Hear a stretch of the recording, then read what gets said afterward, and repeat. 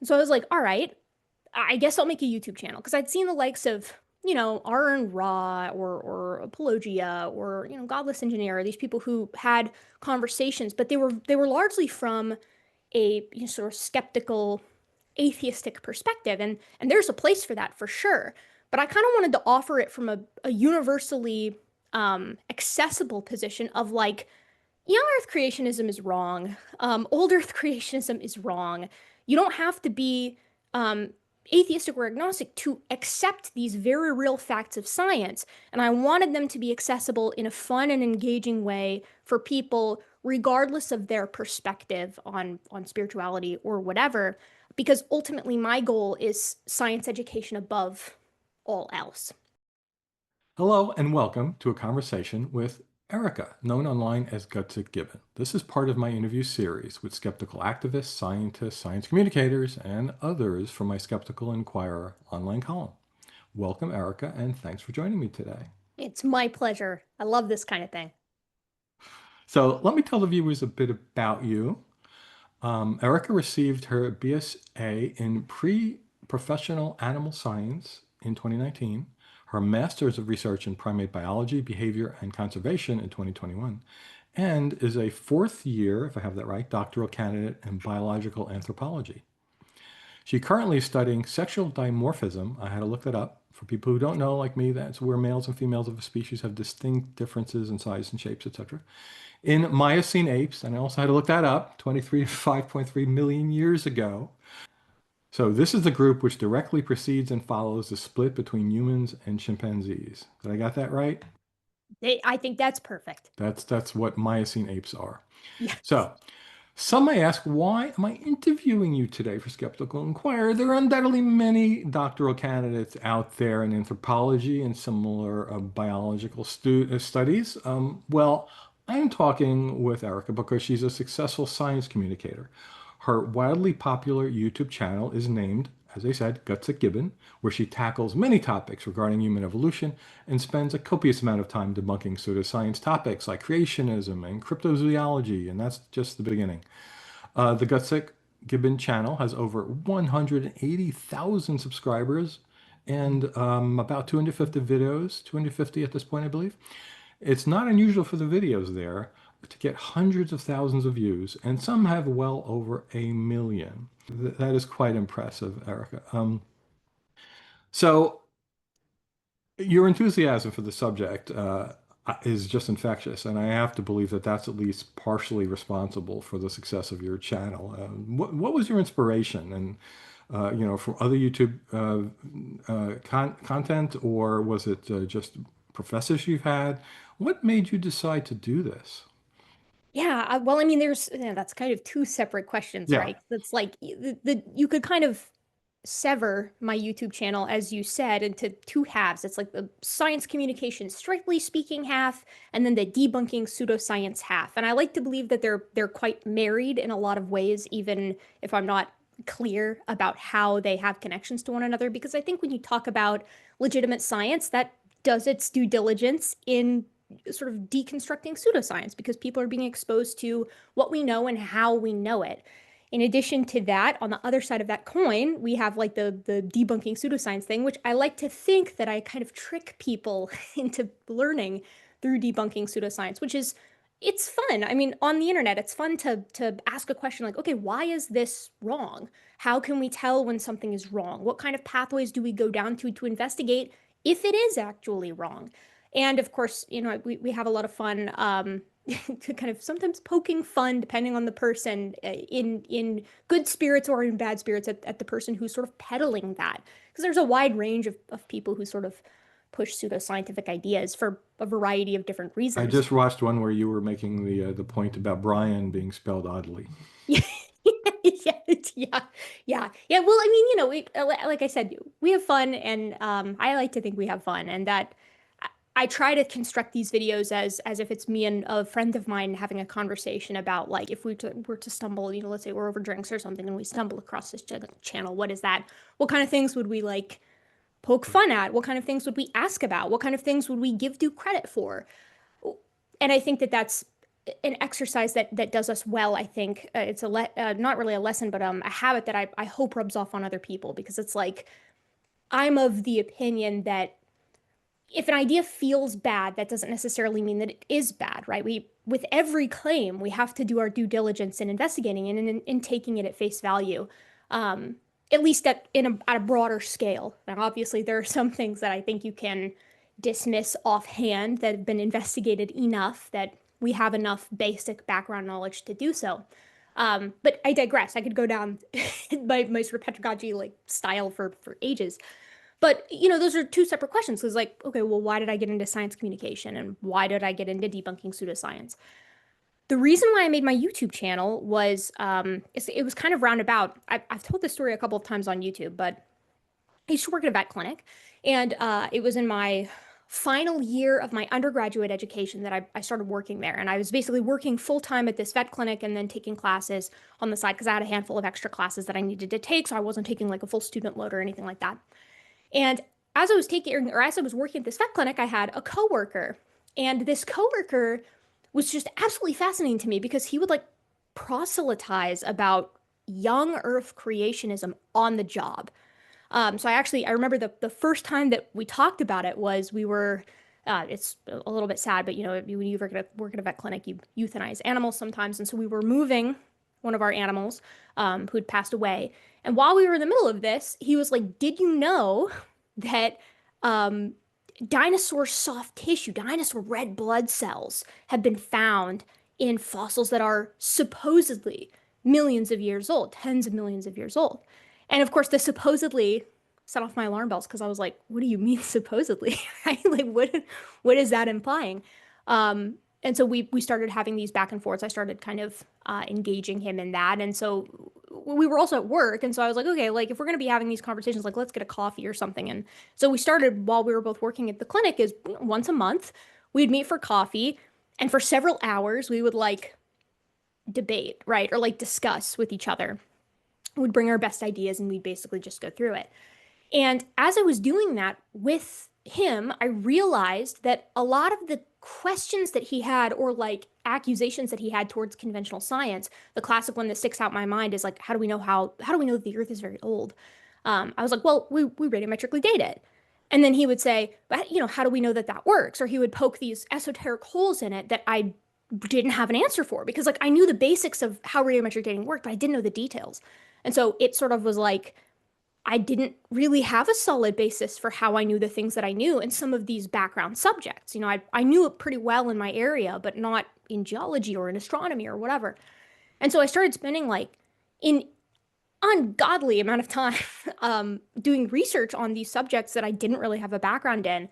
And that led me to start posting my sort of research results on Reddit, because there's a subreddit called Debate Evolution, which is a place where people from either side, either side of this very settled scientific debate can come and sort of argue with each other online. And I thought, well, I'd learned a lot from these guys on this it's not really a forum, but on Reddit. And I had done a lot of work extraneously that wasn't found on Reddit. And I'd made some friends on Reddit. And so I was like, well, they should benefit from the work that I've done too. So I started compiling it and posting it on Reddit all the time.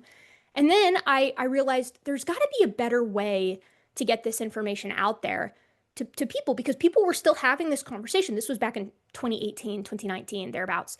And so I was like, all right, I guess I'll make a YouTube channel, because I'd seen the likes of, Aaron Ra or Apologia or, Godless Engineer, these people who had conversations, but they were largely from a sort of skeptical, atheistic perspective. And there's a place for that for sure.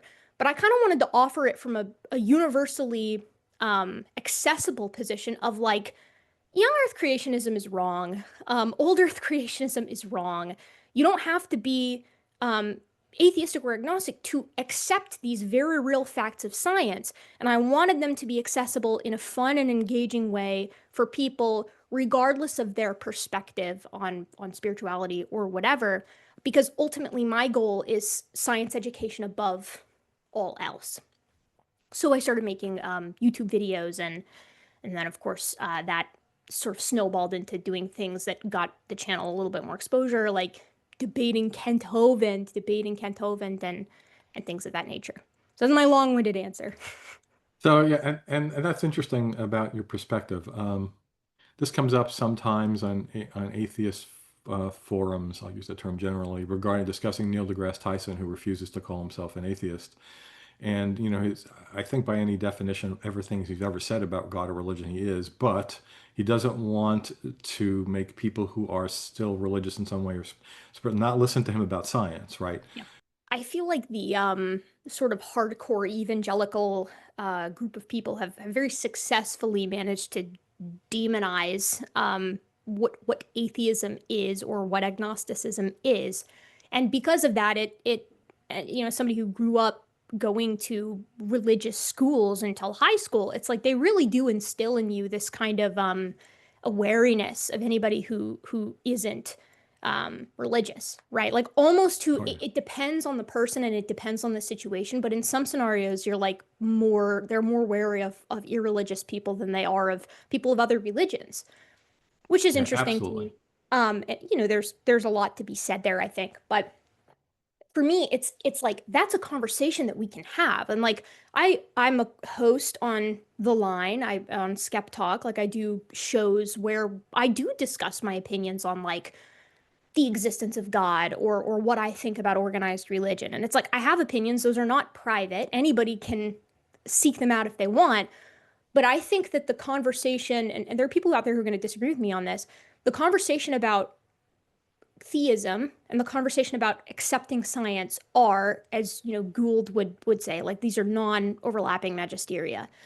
In many ways, they're connected to each other, and they do have bearing on one another. But you can be a religious person and accept all of science. Yeah, I mean, I was raised Catholic, and Yeah, at least at that time period in human history, the Catholic Church does not object to evolution or an old yeah, universe. they're fine with it. They're totally fine And with it. and Catholics are, I think, the biggest denomination of Christians. I mean, if you add all the others up, I'm sure they're more than Catholic. But as one entity, the Catholic Church, and some Christians don't even realize that that's the case. They just think Yeah. all Christians have to be Bible literalists. It's a uniquely American phenomenon, actually. Like, well, I'll say the version that I deal with is a uniquely American phenomenon. There are other sects of creationism that exist in like the Middle East, for example, but that's in many ways a different animal. But like the Orthodox, the Catholics, even the Protestants over in the UK and in Europe, they just don't have an issue. And I'll add that many of the people who I work with in Kenya, who Kenya is enormously Christian, they don't have a problem with it either. And the reason is because it's like they work with this material. They see it all the time. They find a way to reconcile these two things. And again, we can have a conversation about that reconciliation, or we can have a conversation about, theism versus atheism or whatever.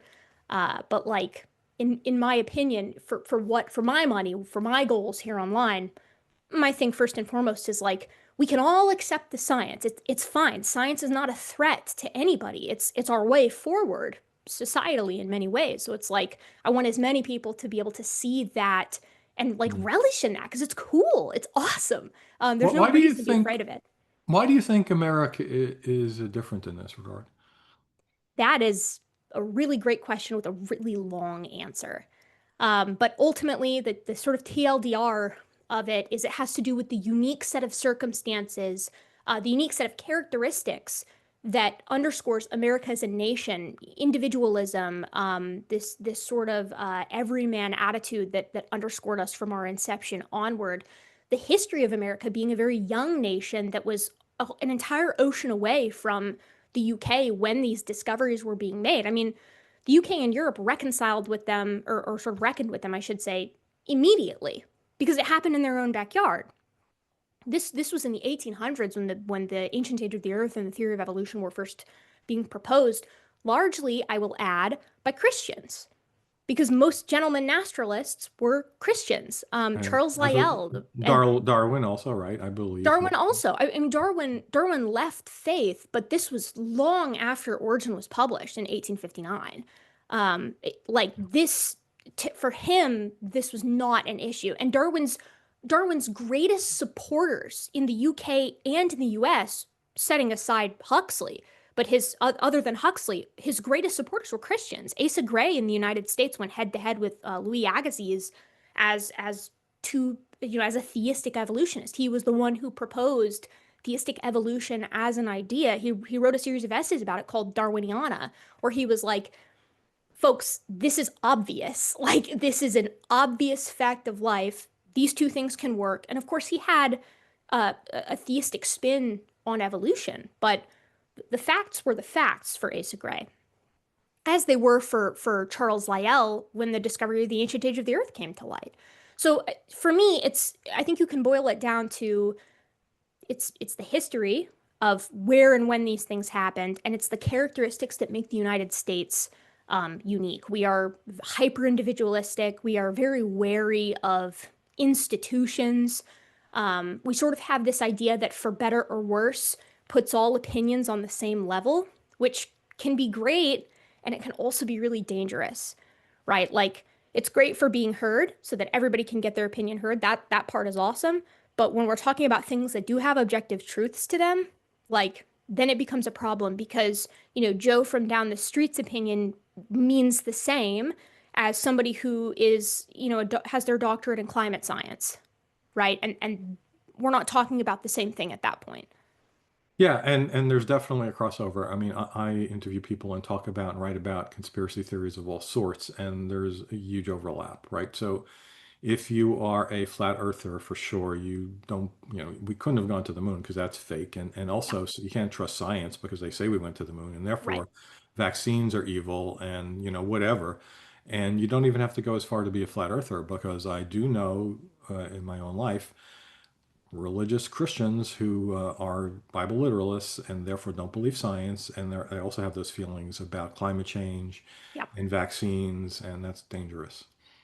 Well, and I mean, we would be remiss to ignore the massive sort of how would I say this? Sort of like an oligarchical, hierarchical basis behind all of this, where it's like you can watch the right sort of do this interesting shift, or I shouldn't say the right. You can watch the evangelical sect, which at the time was the fundamentalist sect, do this weird pivot from the 1920s to like the 1960s, where I mean William Jennings Bryan, the prosecution in the Scopes Monkey trial, like the famous trial, he was like a workers' rights maniac. I mean, he would have been completely foreign to the Christian right of today. But you see this really interesting like alignment of motivations and alignment of powers that happens in the middle of the 20th century that's quite scary, and it requires doubting institutions like universities, and because of that, vaccines and climate science and evolution. But there's all of these things that are interacting with one another that make it really hard to tease apart. But at the same time, the larger picture, I think, stays the same throughout the history of the United States. And that's why this conversation keeps coming back every time. You can read these opinions from people before, like in the 1910s, who are like, at last, we have defeated the anti-evolution sect in the United States for good. They're gone. We're not going to see them again. And then you see it again in the 1930s, and then you'll see it again in the 1960s. And it's like it keeps coming back over and over and over again. Why? Right? And there's a really interesting question that I've been asking, excuse me, that I hope to answer here in the next year, let's say. But it's like, why isn't it back now? Right? Like over and over and over again, when you see the rise of societal change, when you see massive socio-cultural change occur in the United States, right alongside it, you see the rise of fervent fundamentalism, fervent evangelicalism, however you say it, and necessarily on those coattails, the creation evolution debate comes back. It happened in the 20s, it happened in the 60s, it happened in the 90s, it happened in the mid 2000s. Every single time you can draw this line, and the reason is because evolution holds the bag, if you will, for like a ton of societal ills. It's like it's associated with Bolshevism, and then it's associated with communism, and then it's associated with the Civil Rights Act, and then it's associated with all this random stuff that it is completely divorced from, but evangelicals knit them together. And so then it's like, okay, look at the landscape that we're on right now. It has never been a more opportune time for creationism to rear its head again and become a part of the national conversation, and yet not a peep. Not a peep. Like you hear the fringes, but like people had evolution and teach the controversy.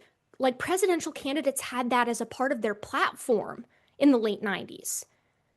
Like this was a national conversation that people were having. But ever since Kitzmiller versus Dover, not so. So like what has happened? Why there's never been a more opportune time for us to be having this conversation again on the part of creationists. I mean, we shouldn't be. This should have been put to get to bed in the night or in the mid 1800s. Are But you not concerned about the recent Supreme Court rulings regarding like the separation of church and state with the I think it was a Texas yeah, football coach was allowed to do what seemed to be totally obviously wrong, and the Supreme Court said, no, that's fine. Are you not concerned with bills being brought that the Supreme Court will then validate? No, yeah, yeah, you can teach creationism. I'm massively concerned about that. But that ruling was several years ago now, and what we're seeing is the proposition that the Ten Commandments should be in schools, or that we're seeing debates over whether or not, Christian parents can opt out of having their kids be exposed to LGBTQ, like same-sex parents and like children's books and things of that nature.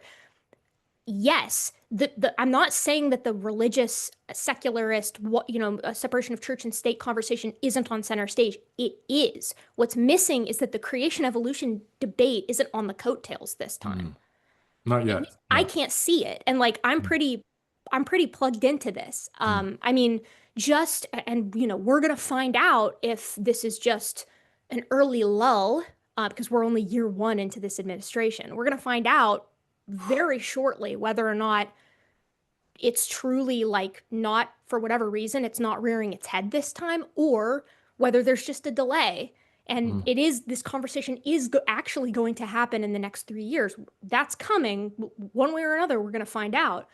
But it's weird to me that it hasn't happened yet, because that field has never been more fertile, and we're having every other conversation. Science denial has never been stronger in the United States than it is right now, but creation evolution isn't on the docket. Why? Right? Like we're looking at RFK dismantle our public conception of vaccines and our trust in vaccines on, again, center stage. But creation evolution, it's not there. At least it's not being talked about at the higher echelons in the way that it was before 2005.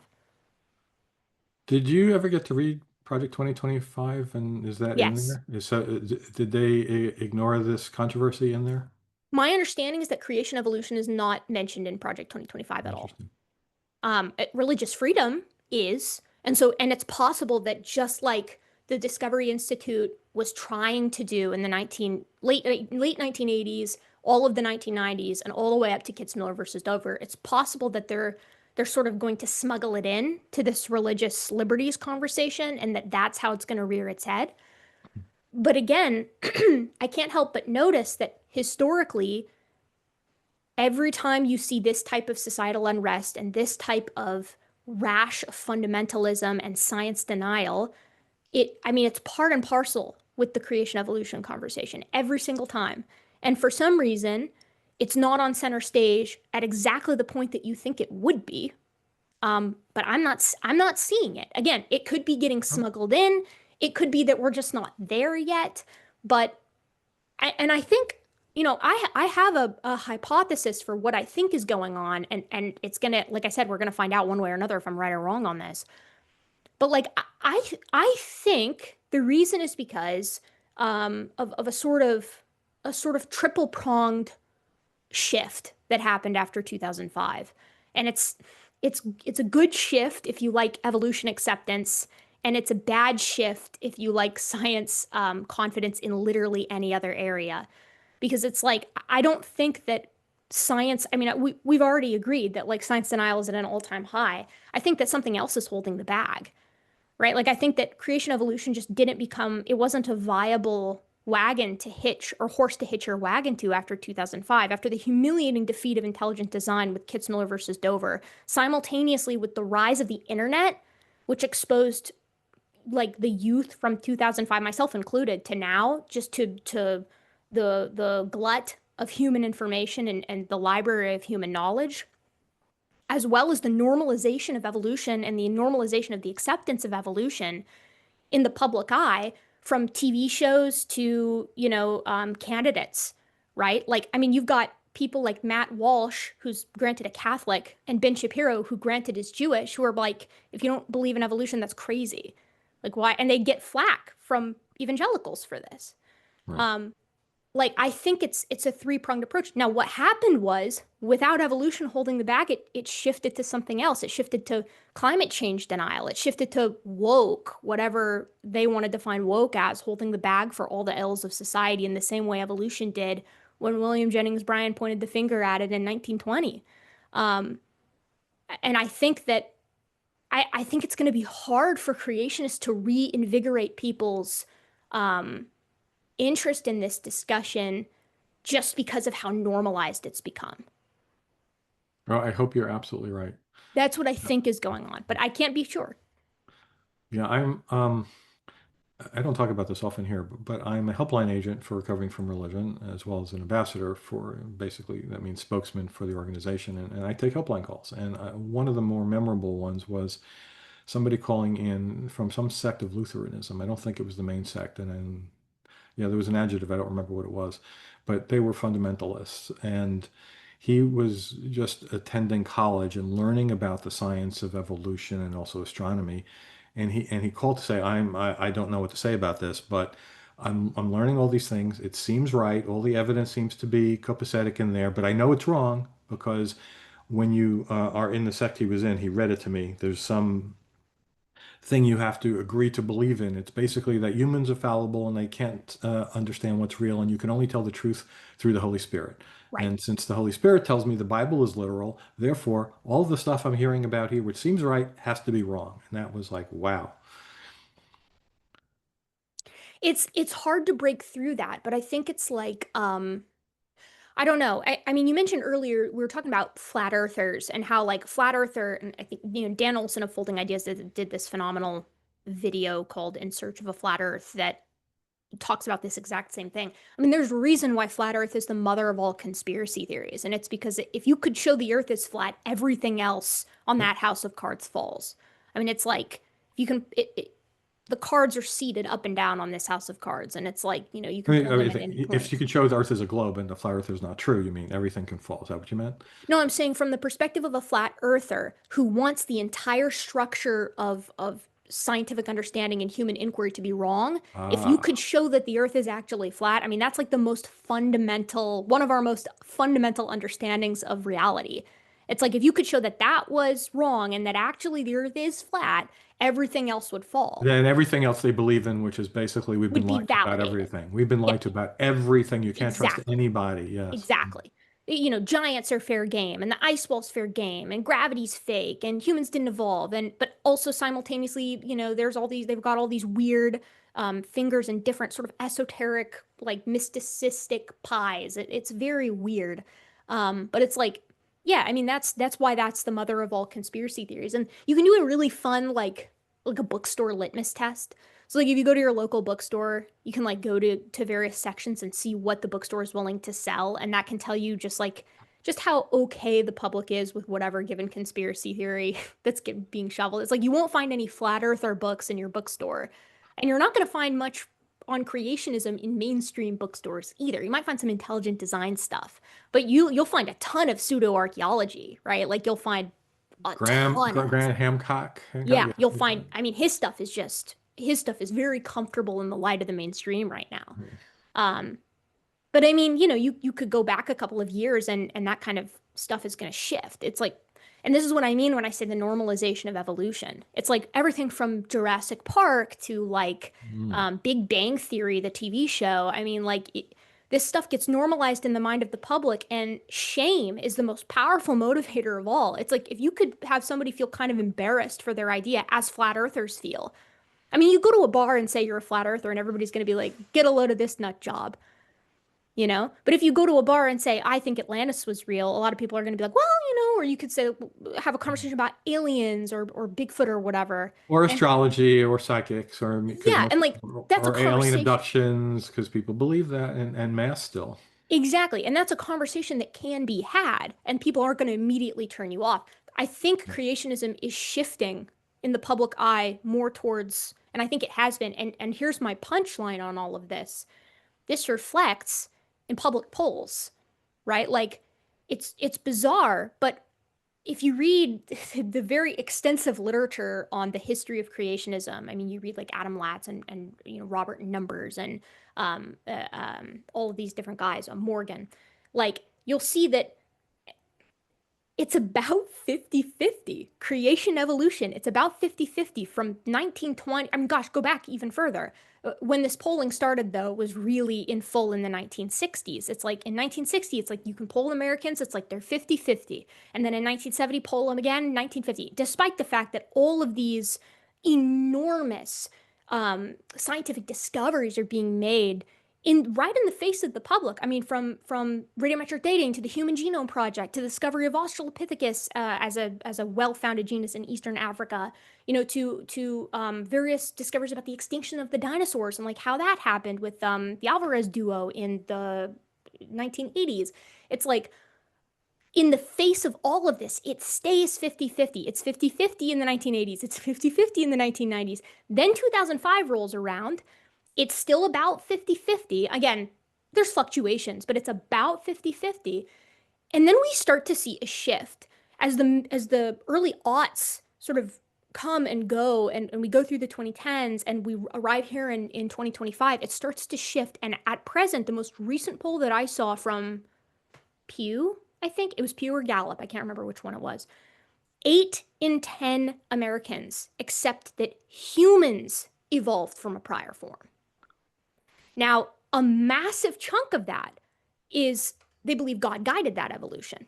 Yeah, So the people aren't becoming atheistic. They're just right, accepting science from a Christian or otherwise right. religious perspective. I think that is the Catholic perspective, or at least what would be preached is basically theistic evolution, right? Right. Yeah, or evolution and creationism, the sort of Yeah, biologos perspective. right. Um, and I think this is a massive step in the right direction because it's like accepting science. I don't know. The alternative is being skeptical of the foundation of modern biology. Um, but it's weird to see this despite the fact that we're looking at a completely different trend on something like vaccine acceptance or climate Mm. change, right? Climate change, I think, is still moving in the right direction, but I think vaccines have stalled and sort of done an inversion, especially with conservatives. So it's like what we're looking at, in my opinion, is a shift on who's holding the bag. Which science can we distrust and not get mocked in the public eye for? Mm. And I think the COVID pandemic did a massive number on people. COVID turned people's brains into soup on vaccines and unfortunately on their trust in scientific institutions. Yeah. Well, okay, let me get to something a little less serious. What's with your channel name? For people who I don't know, where did Gutsick Gibbon come from your mind? Yeah, I wish that I could give I wish there was like a profound answer to this, but the truth is it's my Reddit name. It was my name when I was posting on Reddit, and when I decided on it on Reddit, you pick a Reddit username and you don't know it's going to stick with you forever. And so I the day that I got on Reddit, I'd been sitting in I'd had class that day, and I doodled a gibbon, which gibbons are my favorite primates. I doodled a little gibbon that was like holding some tea because it was sick to its stomach. It was gut sick, right? Because you drink tea when you have a stomach. I drink tea when I have a stomach ache, and so I was like, oh, okay, like it's an alliteration. It's a gutsick gibbon. That can be my Reddit username, and these things have a way of never leaving you. So, I mean, I love it now because it's very, I mean, you're not going to Google Gutsick Gibbon and get any other results other than me. So in the end, I guess it ended up being a positive. Yeah, have you But trademarked it? Can no one else use that name? I don't know how that I works. actually probably should trademark it before somebody else steals that coveted, The that real coveted. Gutsick Gibbon, that's what they'll Yeah, start. Yeah, right. yeah. Right. So, all right. So people may have noticed in the introduction, also reading this article when it's online or looking at the name of the video, your last name is not mentioned. So do you want to talk about why that is? You're the first person I've ever interviewed where the last name is not given. Yeah, I mean, eventually that's going to be something that I don't think I'm going to be able to get around, which is why I've become considerably more lax with it in recent years. It's not something that I start up front with and say, hey, don't mention this, because it's not the end of the world if it gets exposed, because unfortunately it's reached a point where like I can be found, because I've had publications, well, I should say presentations at academic conferences. And so because of that, it's like, I can't tell them not to list my name. Um, So those Otherwise, conferences weren't under the name Gutsick Gibbon, is what you're no, telling me? no, no. I don't think they would accept my abstract if that were the case. It's very hard to get an abstract rejected, but that's one way to do it, I guess. You know, you are allowed to change your name legally to anything, and Yeah, you could do that. I know, but then it's like the reason why I'm not public with it is because until very recently, until this semester, I taught publicly at a university, right? First, I taught labs as a TA. I taught Introduction to Biological Anthropology labs, and then I taught the honors lecture course, the honors Introduction to Biological Anthropology at my state school. And so, that's a public venue where if you knew my name and you Googled my name, it would pop right up and you could very easily find out where I'm teaching and when I'm teaching. And I'm in a southern state. And so I have a healthy, I think, appreciation for what people are capable of doing. And I think, we have in the past year been exposed to a lot of, I mean, it's the United States, so every year is the same, unfortunately, with this, but like gun violence is not uncommon, and public figures being shot at is not uncommon. And so I think that I talk about a subject that can be contentious to a group of people and to a group of people that can be known for being extreme. And so because of that, at least while I was teaching in the public eye, I was not comfortable with being easily found. Um, because I've heard horror stories from other people who are online too of harassment and stalking and things of that nature. And so, it's not that I'm impossible to find. I just don't want it to be easy. Hmm. And that Um, issue does seem to be worse for women, is my understanding from women Unfortunately, who are in the yes. public eye. Yeah. Yeah. People are all too, I mean, goodness, yeah, that's another conversation, but it's like, I mean, I get some comments that you wouldn't believe that are held for review, thankfully, by YouTube system and by keywords that I keep um, as like flag these comments. Like these comments shouldn't be posted publicly, but it's like, man, people are scary and people are willing to say stuff under the guise of anonymity that they would not say to your face. But yeah, I mean, you, I'm sort of in a unique situation with that, where it's like I'm a woman who talks about science education and is oftentimes provocative towards a group of people who can be pretty extreme. Um, Hmm. so that's the reason why my name isn't easily accessible. Okay. So I've interviewed other people who started out teaching in academic settings and then moved to YouTube, specifically Forrest Valkai, somebody who I believe you know and spend Yeah, hours and yeah, hours with on Skep Talk sometimes. yeah, yeah. And I know Forrest. and I don't know if you know Dave Farina, Professor Yeah, I Dave. know Dave. I've Yeah. collaborated with both of them. Yeah. Yeah, So they're both of both. them I've interviewed for Skeptical Inquirer, and both of them started academic, and now it's like all their time is spent teaching people on YouTube. So is teaching at school becoming outdated? I don't think so, but I think that it's becoming. I mean, it's non-lucrative, and that's a great tragedy. But the fact of the matter is, and I imagine it was the same with Dave and with Forrest, but it's like, the position that all three of us were in, where you're teaching. Well, I'm not sure if both of them taught in a university setting or not, but it doesn't matter. It's exactly as true in high school settings too. But as a graduate student, the teaching that I did, and it's not like this just at my university. This is a universal expectation, at least in universities in the West. But it's like, I mean, what you do basically is you get your PhD for free, and then they have you teach, right? So you're basically teaching for your PhD. Mm. Um, we consider it to be funding, and it is a good system in a lot of ways. But unfortunately, the stipend that you get on top of that is In my state, which is like best case scenario, I mean, like we're pretty high up on like the stipend for cost of living. Like it's a pretty good deal, and it's still not livable.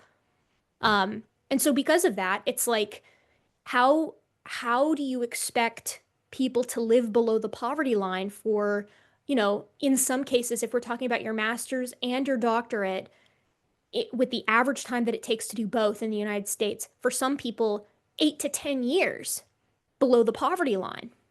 Um, it's a hard situation. I mean, most people that I know, my cohort, and then also people who were above and below me as I moved through my doctorate, and I'm one of the oldest ones now in my program at because I'm a PhD candidate. I guess technically, I always say fourth year PhD candidate because it was the fourth year PhD candidate for a long time, but technically I've started my first semester of my fifth year now. I'm hoping to graduate in December. But the average time for a PhD in the United States is about 6 years. So it's like, if I could graduate in December, that'd be great. That'd be really fast. But, more realistically, as I've been telling myself, is probably in the spring.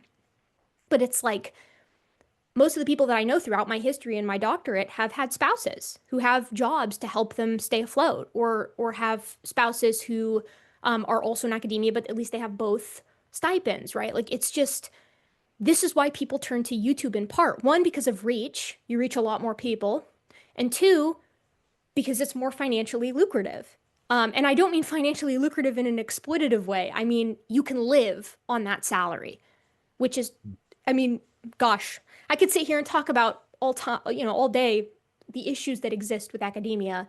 None of them, I mean, all of them, I would argue, pale in comparison to the full frontal assault that the university and academic system is getting in the face of the current administration. Um, and it's not the fault of the professors or even the departments, or I would even argue the universities themselves. It's an institutional issue of our expectations of graduate students, I think, as free labor in a lot of ways. So, what do the people who you work with in academia, either side, the educators or the students, think of the fact that you're so successful online and seem to be going in that direction and going to leave academia behind at some point, perhaps? Man, you wouldn't believe it if I told you, I guess, but I mostly don't talk about it. I keep I keep them pretty separate. Now, because of the success that I've experienced, everybody who I work with knows that I have the YouTube channel. And it's sort of it can be a little funny because I think that they like it depends on the person. Like a lot of my colleagues, like who are my age, think it's really cool, and are really nice and overly flattering, I think, about it. But I think a lot of my bosses, I guess, like my members of my committee or older members of my department, like a lot of them get it. Some of them don't really get it, right? Like that they don't really get YouTube, or like what it is, or like I guess the utility of it. And so I sometimes I have to explain like, hey, this is what I'm doing. And it's funny because when they really start to get it is when I talk about like I've reached a point with the channel where I can pay my mortgage with it. And then they're like, "What?" Like they're like, "Hold on, what? You wait, tell me more," right? What is a real delight though is the students. Because as the channel has gotten bigger, it's funny, like I had maybe the first time I got recognized was my second semester teaching as a lab instructor. And it was one of my students who was like, wait, I've seen you on YouTube, and it's sort of reached a point where like the last semester that I taught, a lot of my students would recognize me. But like I said, I keep them divorced. I mean, I've never once plugged my YouTube channel in a lecture. I mean, because to me, it's like when I'm the person who I am as an academic, I think should stand apart from the person who I am as a YouTuber. And maybe that's not fair because I think that sort of diminishes the work that I do on YouTube as sort of second hat. But in my mind, I'd like to stand alone in both of those arenas separately and then allow them to marry. I don't want my YouTube presence to inappropriately boost my academic influence. It's going to be interesting to see how long you can do that for. I know. Yeah, well, actually, it's funny that you say that because I made a video with a couple of I made a video with a couple of other academics on Homo naledi recently, who's a very contentious fossil. And the sort of head of the Homo naledi team, Lieberger, saw the video and reposted the video on Blue Sky and on Twitter and on Facebook. And it's like John Hawkes, who's also a big, a big name in the Homo naledi scene, and then also as a science communicator, he's got an enormously successful blog, did the same. I mean, so it's like I think I think general academia is, I think they're more aware of me than perhaps I think, because it's like I make videos on the subject that they are all experts in. Yeah. So they're gonna run into it. And I can only hope that they see what I do and that they don't think that I hope that I don't overstep, and I hope that I don't get things wrong. And that's actually why making videos is so stressful for me a lot of the time, because I'm thinking about like, okay, who's gonna see this? Yeah. Yeah, Um, unlike somebody who's not in academia and like, who would care. Yeah, that's true.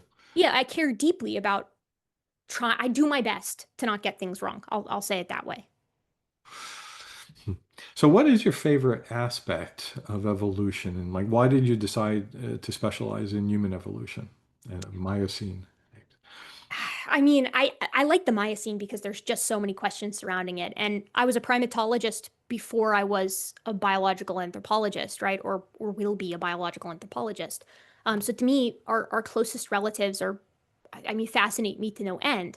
And I mean, the whole order primates I find interesting, because it's like we find reflections of ourselves, or rather reflections of them in ourselves, as we look across that. I'm fascinated by human exceptionalism, and like, why do we seem to think of ourselves as so innately set apart from everything else?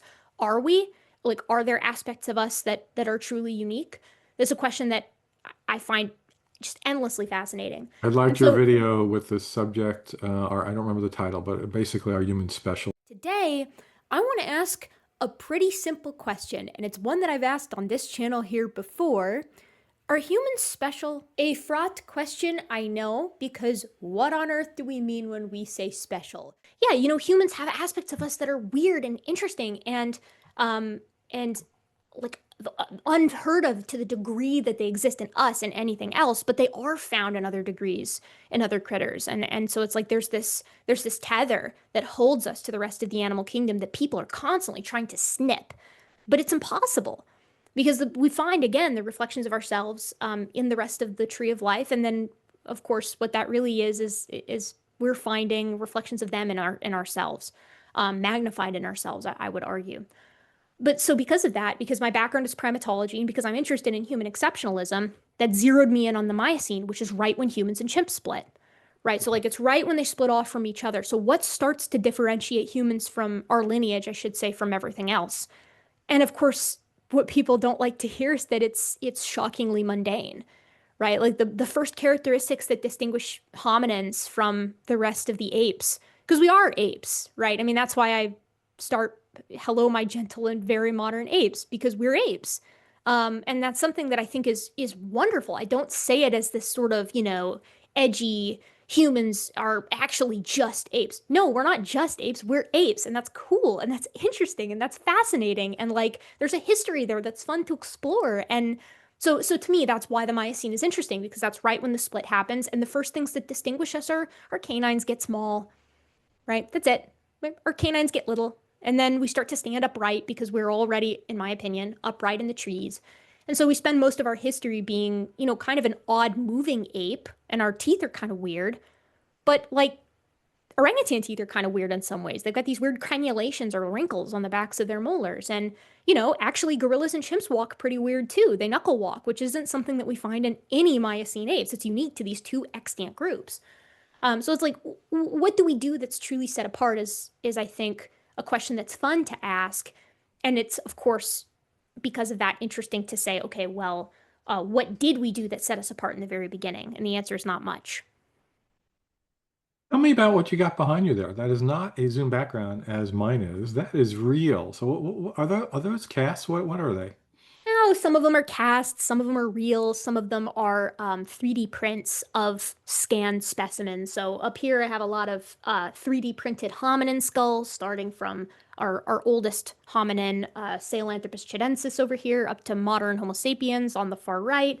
I've got a bunch of extant or still living skulls here from a bunch of different critters. Most of them are primates, but not all of them are. I've got my sort of general mammals for the sake of comparison here at the top. Below, I've got some Miocene apes down here. Out of frame, I have about 350 plus Miocene ape teeth that I scanned myself at the K&M, and I printed them so that I could look at them, so I could be really familiar with them. Of course, my big boy right here is my Smilodon sculpture, is what I will say. This is the only one that I have here that is not a real skull. And the reason I say that is because God bless her, my mom. I love my mom. She nurtures has always been a great nurturer of my interests. My dad too, but my mom likes to get me gifts that have to do with the things that I like. So she got me this beautiful Smilodon skull one Christmas, and I pulled it out and I was like, this is awesome, but it's horribly inaccurate. It's like the least accurate saber-tooth tiger skull that you could ever see in your life. I mean, it's got these three big, you're not going to be able to see them, but it's got these big three bulky molars in the back. They look like human molars. Like the person who sculpted this sculpted human molars, three on either side in the back of the mouth.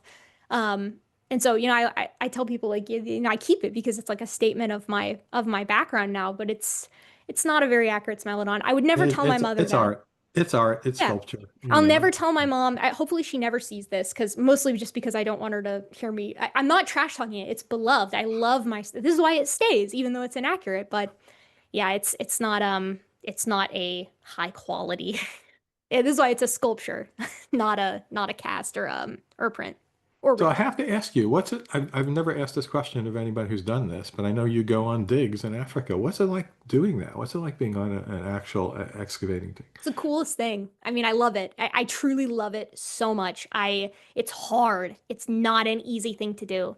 But it is so unbelievably rewarding. I mean, not very many people get to say that they found teeth from Miocene apes that are sitting right now in a museum, right? Like they're sitting in the collections of the museum. It's like, and I found about seven of them, I think, Miocene ape teeth, um, which is just amongst loads of other critters, specimens, things like that, on these digs. And they're not for ours, they're not really digs. I wouldn't say what we do is digging because the sites that I go to are really weird in that a lot of the material is right on the surface. So what happens is after the yearly rains, right, sediment gets taken away and erodes down, and so it exposes new specimens. And so we don't have to dig. It's not like dinosaur digs where we're like we have to chisel our specimens out. My sites are really unique. My sites, the sites that I go to are really unique because it's like this stuff's already exposed on the surface. The hard part is finding them because it's like you have to get down and in the case of these microfossils, they're not as obvious as you would think because a lot of them are really little. So the site that I go to is in Western Kenya at a place called Koru. The sites that I've been to that I've worked at are like Legitet, Chemtwara, Songkhor, Kaperte, Fort Turnen. You can find a lot of, if you're interested in Miocene apes, you'll recognize these sites. There's maybe one person who will ever listen to this who will be like, oh my God, yes, Fort Turnen, of course. But So I love it. how do you get to do this? Like, do you volunteer or there's like certain slots open? Like, how does that work? I am exceptionally lucky in the circumstances of how I got to do this because the team that I go with is not a member of my committee or is not like my advisor, right? So the way that this worked is this is the funniest thing. I tweeted out one day that I was like, I'm going to be at the ABAs. I'm giving a presentation on Miocene ape teeth, or not. I'm not a presentation. I'm having a poster on Miocene ape teeth, and fortunately, my advisor does do a lot of work in Kenya. He works on a lot more later material. So he works, I mean, I don't think he works on anything younger than 3.3 million years old. And my stuff is as old as 20 million years old. So it's like he has a bazillion connections at the K&M. He knows everybody who works there. So I'd gone for one summer and just spent my time in the museum scanning and measuring teeth in the collections. And I didn't do any field work that year. So I hung out in Nairobi. My husband and I went on a safari because we try to do that every time we go because like why not? It's amazing. That's also something that's just an incredible. I've had the great privilege on going on a ton of excursions out into Western or into Eastern Africa. Anyway, so I tweeted because I was like doing a poster on my preliminary results for some of these sexual dimorphism estimates. My very first year as a freshman, or not freshman, as a first year PhD student at the time. And I'm not going to give any names. Well, I guess I can because I think I talk about it. I won't for now. A big name in my CNAPE research was like, I'm going to be at the ABAs. I'll come check your poster out. So he did. He came and checked out my poster and we talked and it was awesome. And I was like, wow, what a great connection to make. And later that year, a couple of years before the field season, he reached out to me and he was like, hey, do you want to come? Like, are you going to be, I know you're going to be in Kenya. You're already going to be there. We leave on this date. Would you like to come? And I was like, more than anything, I would love to come. So I went. I fundraised for my fieldwork on YouTube because you have to pay for your own way. If you're not covered by the NSF grant, you have to pay to like get there basically. Like you have to pay, like they're not going to pay for my plane ticket, right? Like I'm covered for my food and stuff, but I needed to get there and I was already going to do that because I was going regardless. So that's how I got connected with this group of people. And I was out there for about a month, and so it's like I got to hang out with all these people whose papers that I'd been reading for the past 9 months, and I got to pick their brains and talk to them, and I got to meet a ton of other students who I'm still very good friends with to this day. And I say to this day, this was like 3 years ago, but who I'm still very close friends with. And so making those connections allowed me to continue to go because it's like, if I do say so myself, for for a non-Kenyan, because the Kenyans who work there are just unbelievable at finding fossils. Like it's insane how good they are at it. All the best fossil finders are Kenyan, truly. I'm pretty good though for a non-Kenyan for finding fossils, and I study that time period. And so the people who run, who are in charge of this project and of this field site invited me back, and so I get to I have the absolute privilege of getting to go multiple times. Hopefully in the future as well. Very, very cool. So I want to ask you, this is not, I think, creationism, but it's something that's kind of an offshoot that remember being exposed to when I was younger about the evolution of mankind. Mm, And there was this theory I've not seen talked about a lot since, but I do remember reading a lot about it when I was perhaps believing a lot of pseudoscience nonsense when I was a teenager. The aquatic ape yeah. hypothesis, or they would have called it a theory.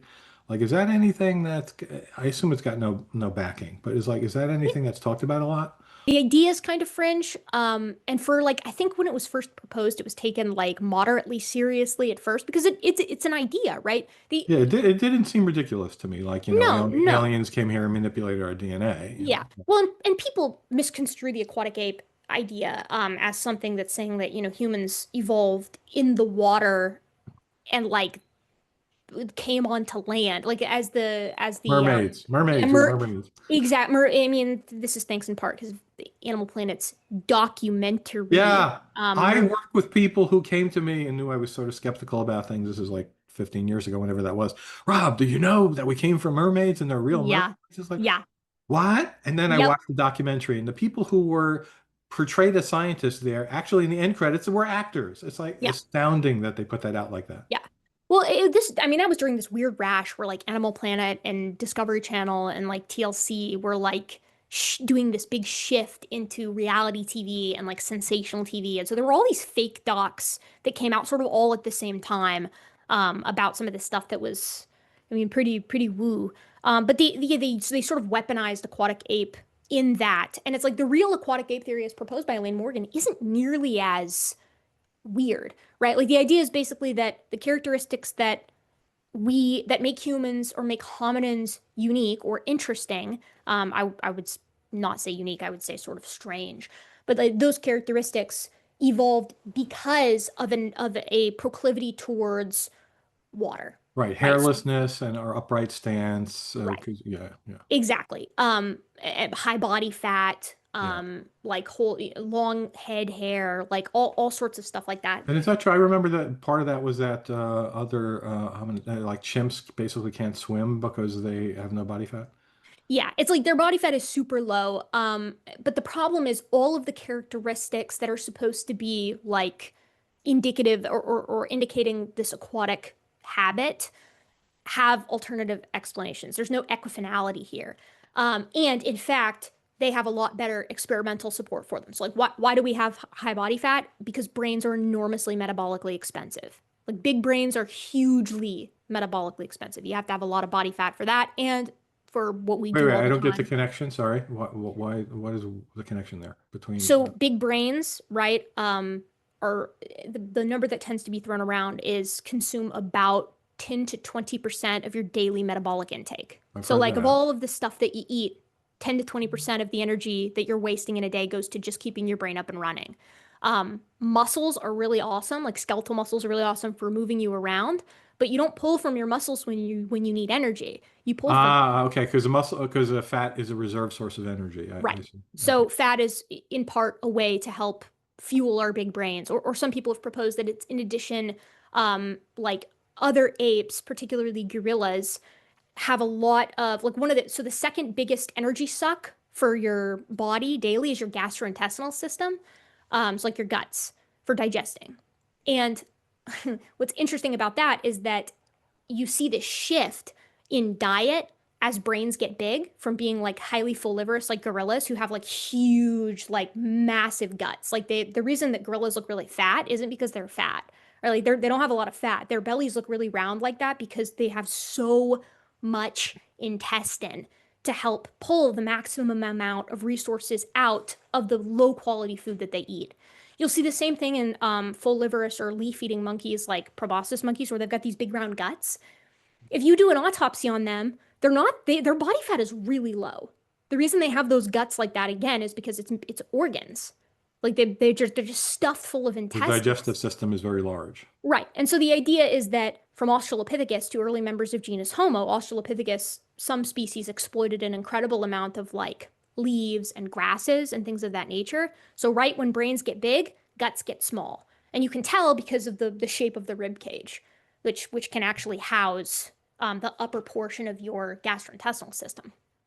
And so this is the expensive tissue hypothesis, which argues that it's like, okay, if you need to get bigger brains, you got to sacrifice that somewhere.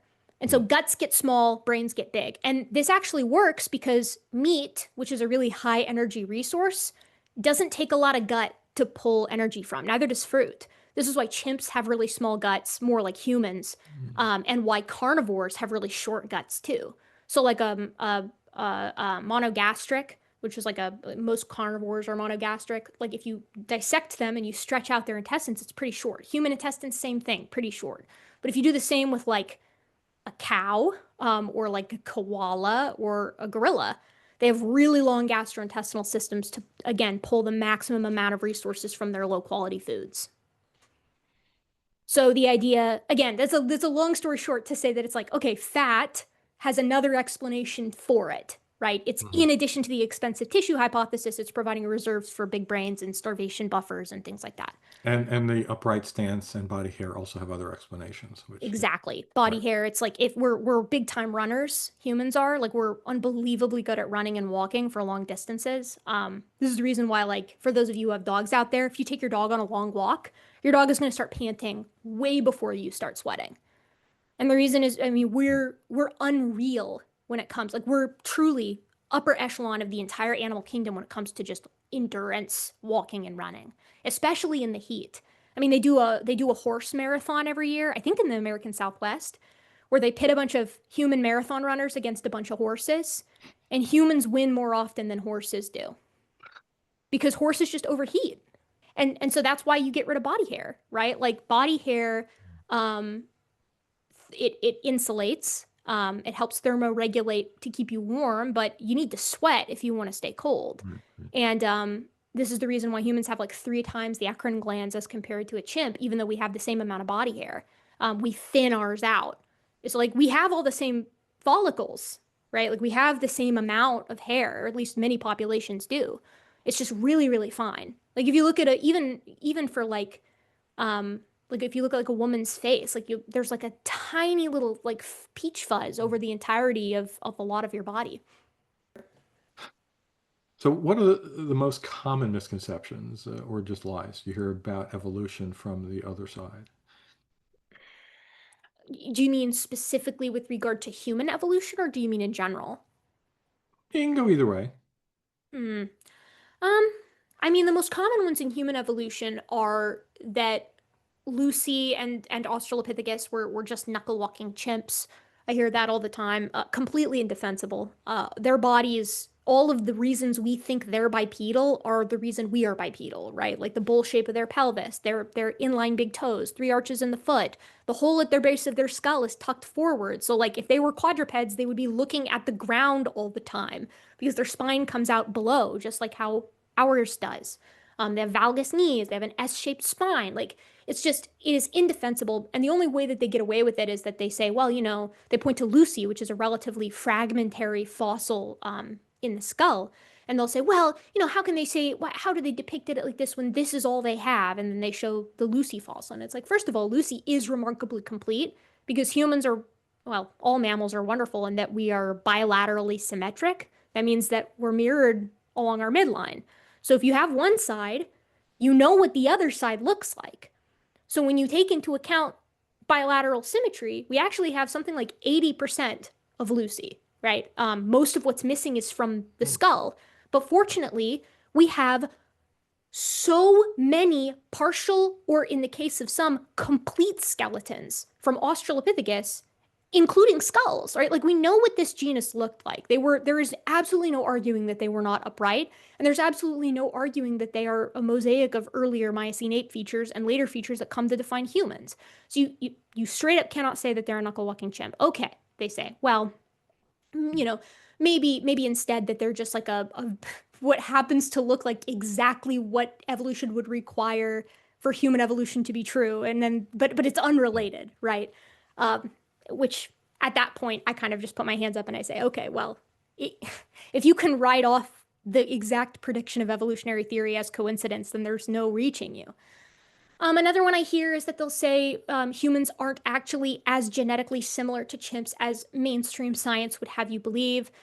That's ridiculous. Humans and chimpanzees are one another's, well, humans and the chimps plus the bonobos are one another's closest living relatives by genetics. It doesn't matter which method you use. You can use the most recent You et al. 2025 paper if you like.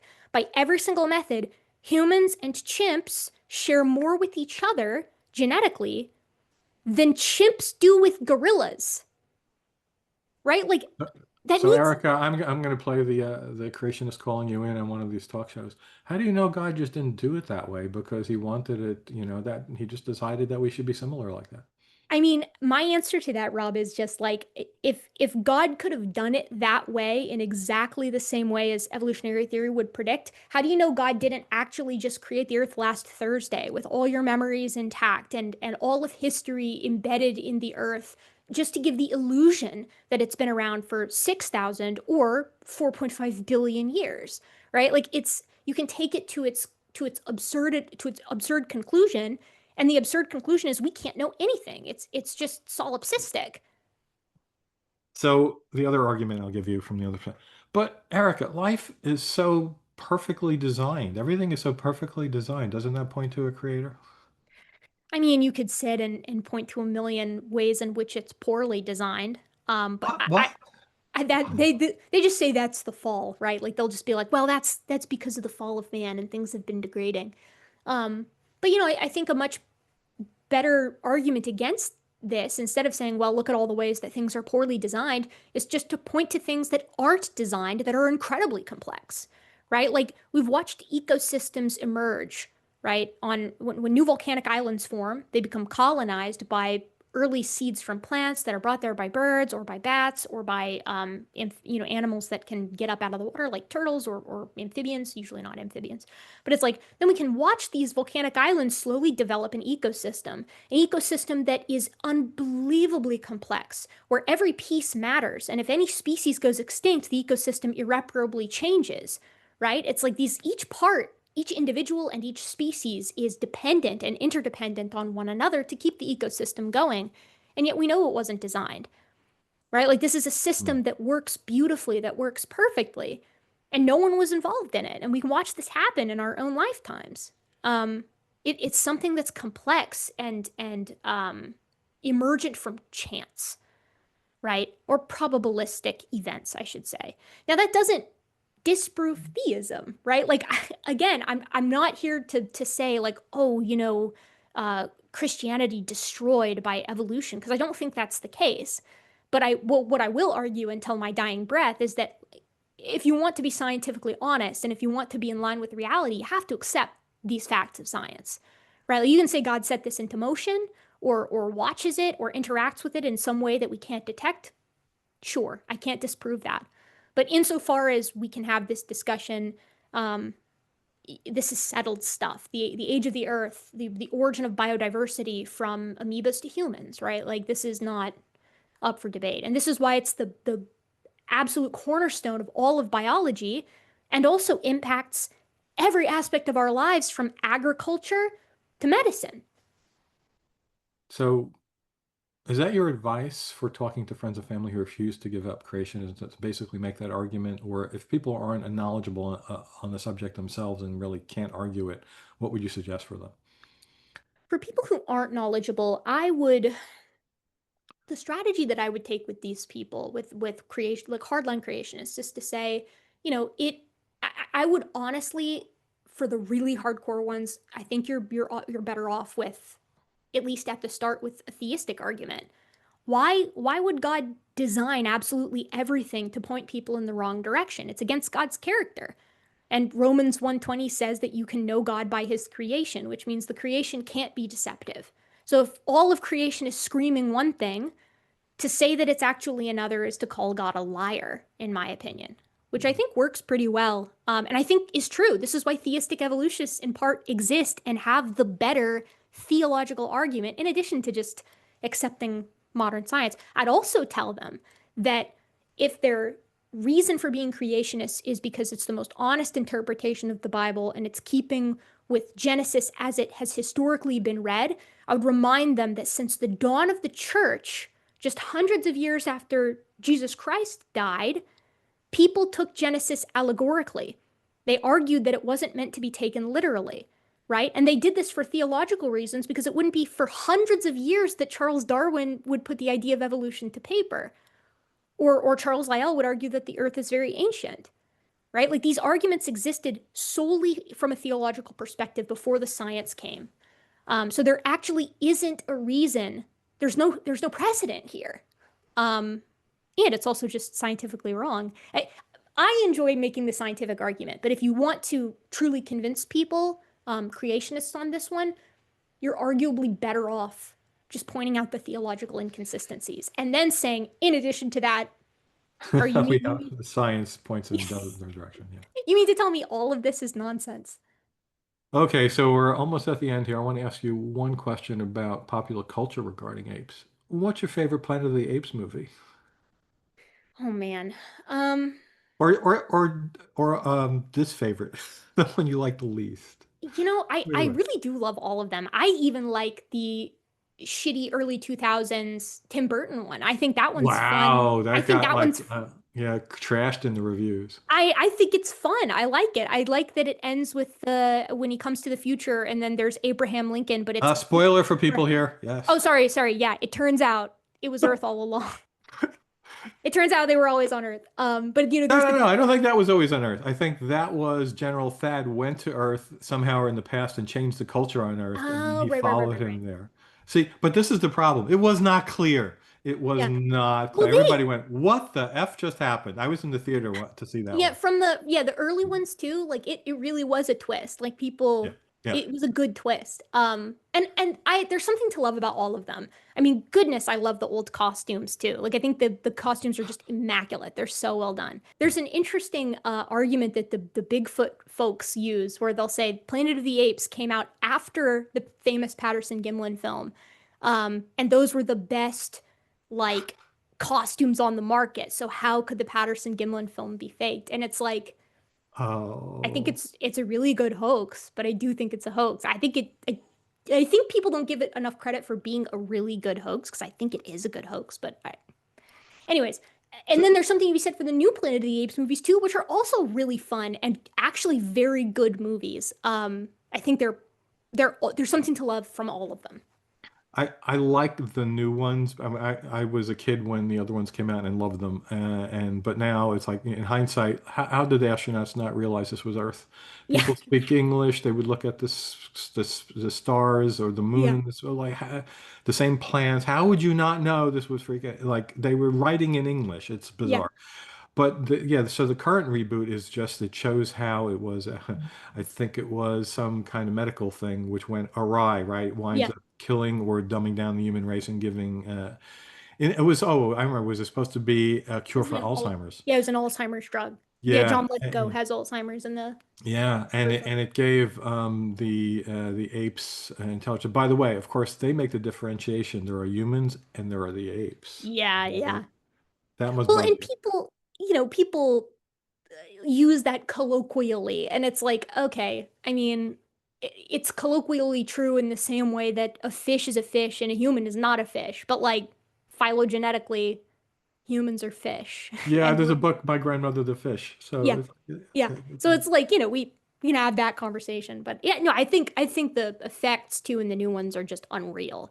Um, I mean, they look phenomenal. The motion capture is great. You want like a cool experience, look at the actors doing their motion capture because like they've got the arm extenders and they have to watch a bunch of chimp videos to like start to embody how they move, and it's cool stuff.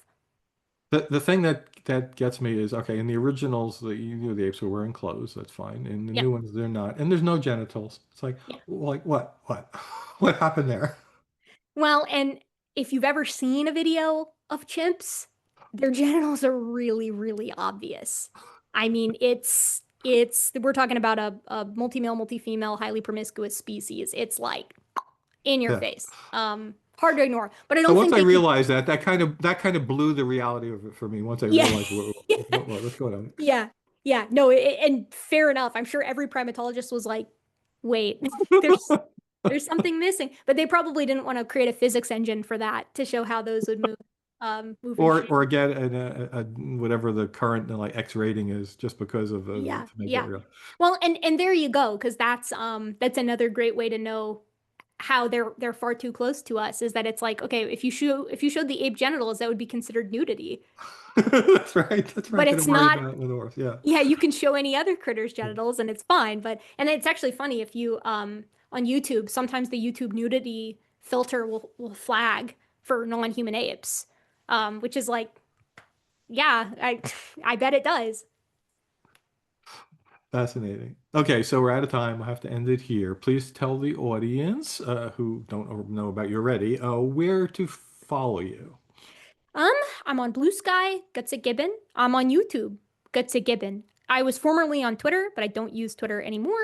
But if you want to go see my old tweets, I'm Gutsick Gibbon there too. It's just GUTSICK GIBBON. Or you just Google it too. I should pop up for all of them.